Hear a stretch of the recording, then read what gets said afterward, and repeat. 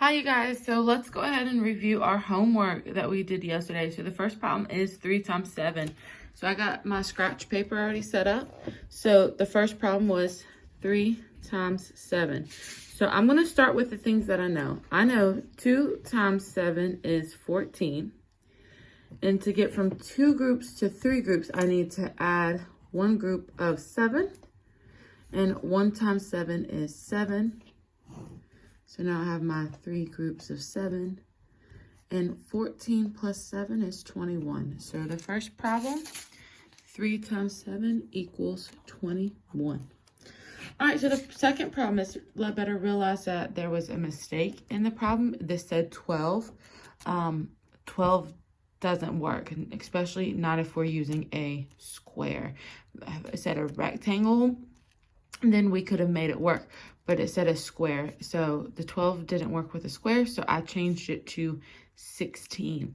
So it says a square has an area of 16 square inches. What is the side length of the square? So I'm going to go ahead and draw that picture. It said a square, and it said that the area is 16 square inches. Well, I know the area is found on the inside, so I'm going to go ahead and write that 16 square inches. It says, what is the side length? So it's asking the side length. Now, the reason why I didn't put a question mark over here, because I know a square, all sides are congruent. So I know whatever this is going to be, this has to be the same number.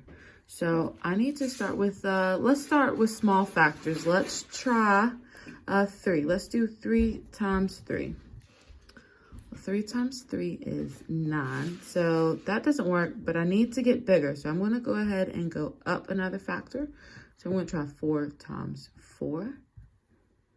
Well, 4 times 4 is 16. So then my missing side must be 4 inches, which means this is also 4 inches. Because again, square, all sides are congruent. So that means all sides have to be the same length. So it said, what is the side length of the square inches? The side length of the square is 4 inches. All right, number 3 says, find the missing side length of the following shape. Perimeter equals 30 inches. Well, I know I find perimeter on the outside of a region. And perimeter is when we add all sides. So that means that we're going to do 8 plus 9 plus question mark, and it should equal 30. I'm actually going to do that on my scratch paper. So we have 8 plus 9 plus question mark equals 30. So I know 8 plus 9 is 17. So 17 plus question mark equals 30. So I'm actually going to do inverse operation. I'm going to work backwards. I'm going to subtract 30 minus 17 equals question mark. And that should give me my answer. So 30 minus, I'm going to do 17 in expanded form. So 10 plus 7. 30 minus 10 is 20. So I could go ahead and subtract the 7, and that would give me my answer. But I'm going to decompose 7 into numbers I like. I like my 5s and I like my 2s. And this works because 5 plus 2 is 7. So these two numbers work. So I know 20 minus 5 is just 15. So then I got to do my 2. So 15 minus 2 is 13. So the missing side must equal 13.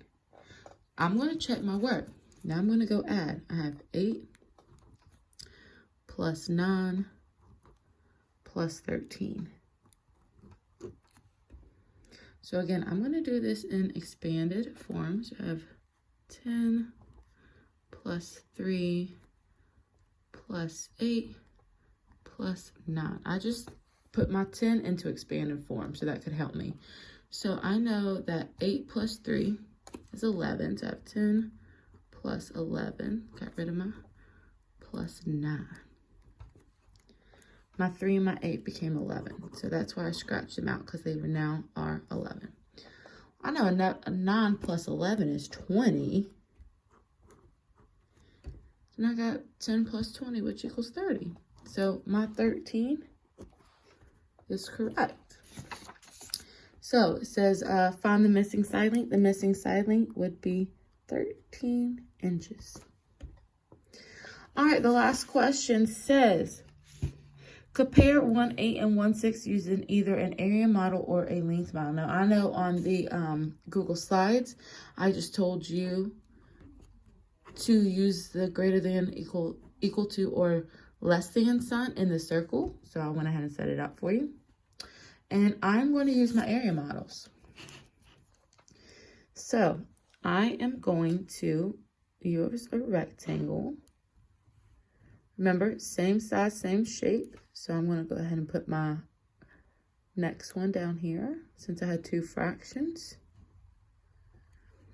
And I'm going to partition this into 8. So we have half, then we have 2, 4, 6, 8, and I have 1/8. I'm going to partition this into 6. So we have 2, 4, 6. 1/6 is a lot bigger than my 1/8. So I need to make sure that my sign is open to the 1/6. So for this, it would be 1/8 is less than 1/6. Remember, I told you that if it has the same numerator, which this does, the 1 and the 1, you look for the smaller the denominator, because the smaller the denominator, the bigger my pieces are going to be. So 1/8 is less than 1/6. All right, guys, thanks for checking in. Go back and check your homework from the day before to make sure you have the correct answers now. And I will talk to you guys tomorrow. Bye.